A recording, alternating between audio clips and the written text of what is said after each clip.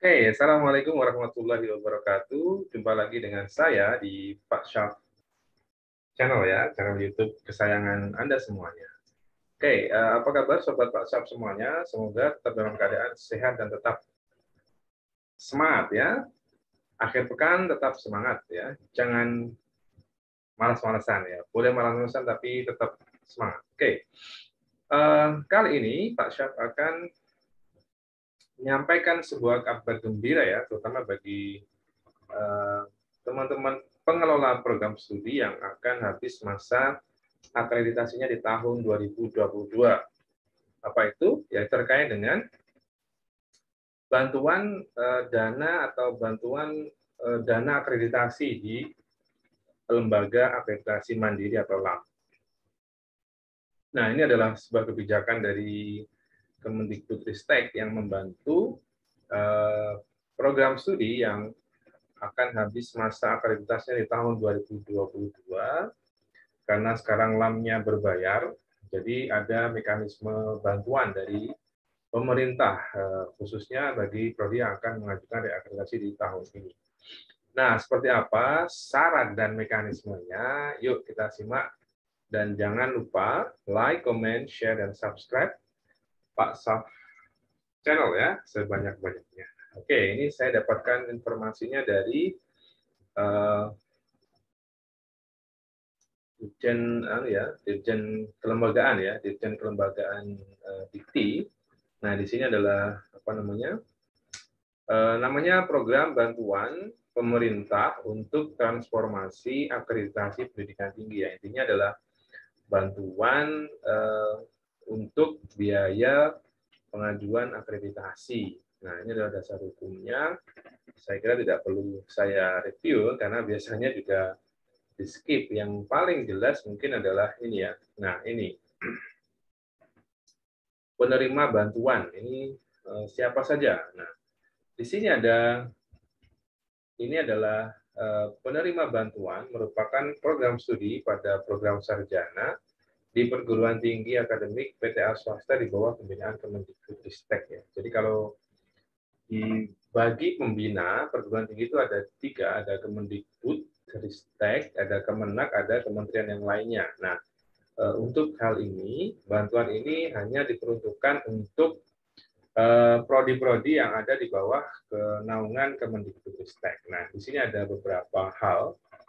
Nah, seperti yang sobat ketahui bahwa sebenarnya sudah ada 6 LAM, yaitu ada LAM Lamemba, ada LAM Sama, ada LAM Teknik, ada LAM Infocom, dan juga ada LAM Dik.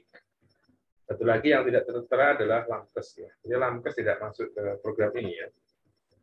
Nah, berikutnya adalah laporan PDDikti, prodi aktif dengan minimal persentase laporan terdata 2021 dan 2022 di PDDikti itu 100%. Jadi pastikan laporan di PDDikti untuk tahun 2021 atau semester gasal dan 2022 atau semester genap itu sudah 100% ya, terlengkap ya. Nah, berikutnya adalah masa berlaku akreditasi itu tahun 2022 ya. Jadi kalau ada prodi-prodi yang berakhir masa akreditasinya di tahun 2023 tidak diperkenankan untuk mengajukan. Nah, ini adalah peringkat akreditasinya sekarang. Prodi dengan peringkat akreditasi B, C untuk yang instrumen lama atau baik sekali dan atau baik untuk instrumen yang 9 standar atau kriteria pada perguruan tinggi swasta yang bukan berperingkat akreditasi perguruan tinggi A atau unggul. Jadi jelas sekali ya, kalau APT-nya A atau unggul itu tidak bisa mengajukan, atau APT-nya B tapi ini tidak berlaku untuk PTN ya, jadi harus BC, baik sekali atau baik, dan APT-nya tidak boleh A atau unggul. Kenapa? Kalau sudah A atau unggul itu berarti dianggap sudah memiliki apa ya, semacam kemandirian dalam berbagai hal yang cukup baik, terutama di bidang finansial ya. Beban masalah, bebas masalah. Perguruan tinggi tidak sedang memiliki masalah internal atau tidak dalam sengketa hukum. Kemudian status pembinaan, perguruan tinggi tidak dalam status pembinaan, silahkan dicek sendiri, karena perguruan tinggi yang ada perguruan tinggi yang misalnya TMSP itu akan mendapatkan pembinaan dari Kemendikbudristek melalui desain di LDK setempat. Instrumen akreditasi, dokumen kelayakan akreditasi berupa instrumen APS dalam status selesai unggah ke LAM dan memiliki bukti pembayaran APS ke LAM sesuai dengan pesanan biaya di LAM masing-masing. Nah, maksudnya gimana? Jadi bukan hanya jadi program studi yang akan mengajukan bantuan biaya akreditasi ini memang sudah berproses di LAM masing-masing ya, bukan masih akan ya, tapi memang sudah berproses, sudah membayar biaya pendaftaran, sudah membayar biaya asesmen kecukupan dan seterusnya, nanti baru bisa membayar karena memang harus disertakan bukti bayarnya. Nah, bentuk bantuannya apa? Ini adalah bantuan yang diberikan melalui program ini adalah bentuk dana penggantian sebagian atau partial reimbursement. Dia tidak mengganti seluruh dana, tapi hanya sebagian dan besarannya akan ditentukan oleh Kemendikbudristek. Besarannya bagaimana cara menghitungnya? Nah, ini besaran bantuan diberikan dalam bentuk dana ditentukan berdasarkan peringkat akreditasi perguruan tinggi, peringkat akreditasi prodi dan rata-rata jumlah mahasiswa per angkatan. Jadi sangat jelas indikatornya ada APT, APS, dan juga rata-rata jumlah mahasiswa per angkatan ya. Nah, di sini bisa dilihat seperti ini. Jadi kalau akreditasi perguruan tingginya B atau baik sekali, kemudian mahasiswanya itu di bawah atau kurang atau sama dengan 50, kemudian peringkat APS-nya itu C atau baik, itu dapat bantuan 50 juta. Nah, kalau perguruan tingginya C, kemudian mahasiswanya di bawah atau kurang dari 50, peringkat APS-nya baik sekali, atau juga baik dapat 50 juta. Jadi ada beberapa kriteria yang harus dilihat. Nanti kira-kira PS Anda akan mendapatkan bantuan sebesar yang mana yang bantuannya. Nah, kemudian kalau APT-nya itu sudah baik atau baik sekali, mahasiswanya di atas 50, dapat bantuannya 40 juta. Kalau APT-nya baik sekali, jumlahnya kurang dari 50, APS-nya baik atau baik sekali dapat 30 juta. Kenapa? Karena kalau APS-nya sudah baik, kemudian APT-nya juga baik, itu secara finansial seharusnya memang sudah sangat mampu dan mapan ya, karena memang untuk dapat B itu kan dari standar keuangan dan pembiayaan pastinya sudah dapat dihitung bahwa PT maupun PS yang bersangkutan sudah memiliki kemampuan yang cukup ya.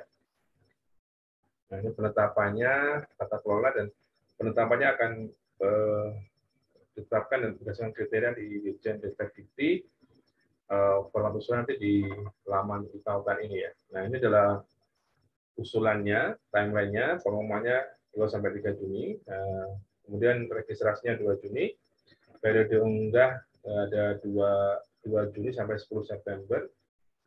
Evaluasi usulan bantuan 20 Juni sampai 15 September.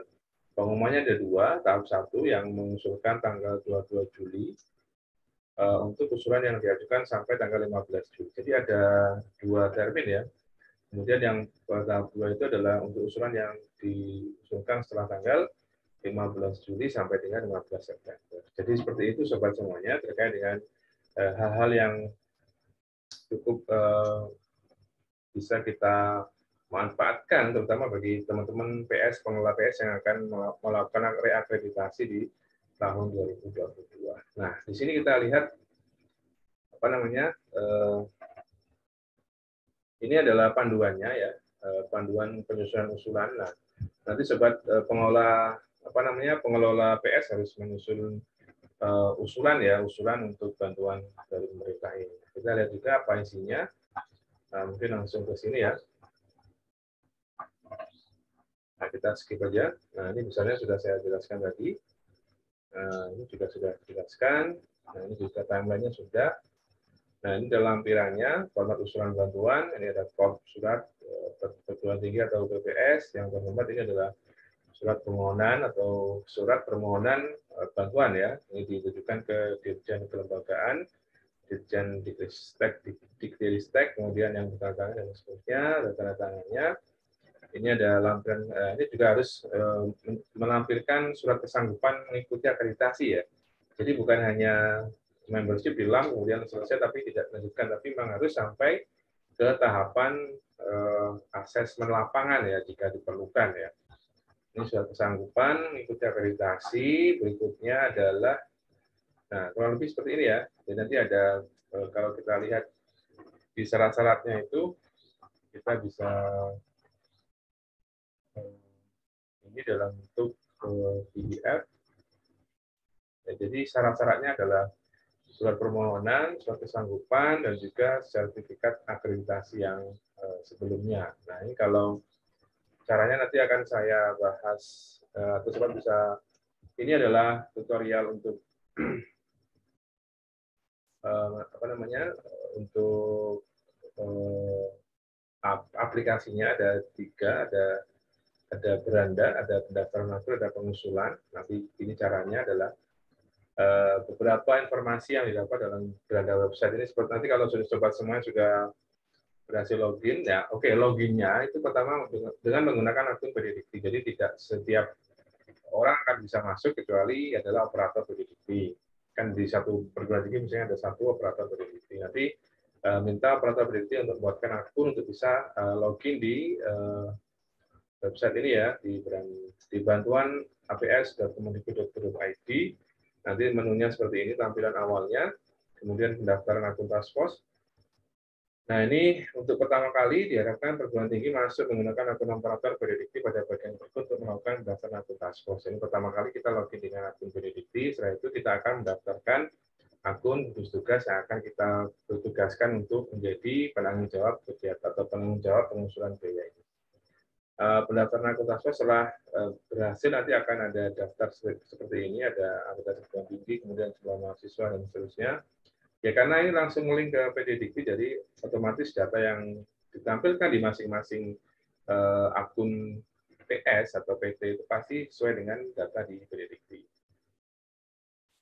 Nah ini adalah pendaftaran akun task force. Operator PDDikti mengisikan data task force pada formulir pendaftaran yang tersedia. Data yang diisi akan menjadi acuan dalam proses yang akan dilakukan. Ini adalah formulirnya seperti ini. Ini juga masih akun task force. Setelah berhasil mengisi formulir, pentingnya diharapkan mengunduh template pengajuan akun yang untuk selanjutnya diunggah pada bagian bawah. Setelah berkas diunggah, tim administrator akan memverifikasi. Ya, seperti biasa ya kalau kita mendaftarkan akun di PDDikti. Nah seperti itu ya. Coba kita lihat seperti apa tampilannya, mungkin bisa kita klik. Oke. Bantuan apps kemendikbud.go.id. Coba kita lihat seperti apa. Bantuan APS kemendikbud.go.id. Oke, saya coba seperti apa. APS kemendikbud.go.id.